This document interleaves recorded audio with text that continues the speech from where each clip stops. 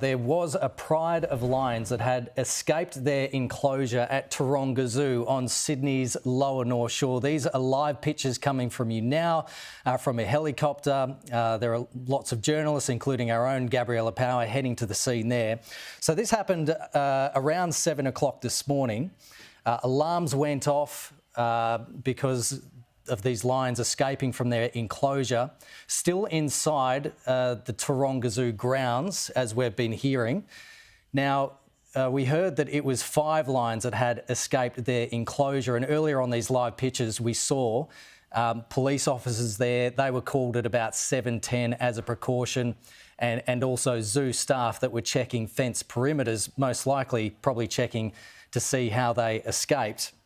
Now, we're also hearing that they have been captured and are back in their enclosure. Now, at the time that these lions escaped, it was early this morning, and it was before any patrons or customers has actually entered the ground.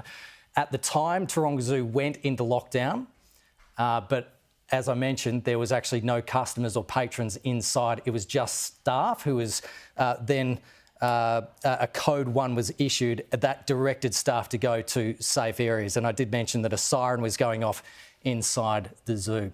So those are live pictures for you. We have a statement right now. This has just been handed to me live at the desk. So this is from Taronga Zoo. An emergency situation occurred this morning at Taronga Zoo, Sydney, when 5 lions were located outside their enclosure. The zoo has strict safety protocols in place for such an incident. All persons on site were moved to safe zones, and there are no injuries to guests or staff. All animals are now in their exhibit, where they are being closely monitored. The zoo will be open as normal today. Further details will be provided when possible. So Taronga Zoo earlier weren't speaking to the media. Obviously, they were trying to figure out what was happening at the zoo.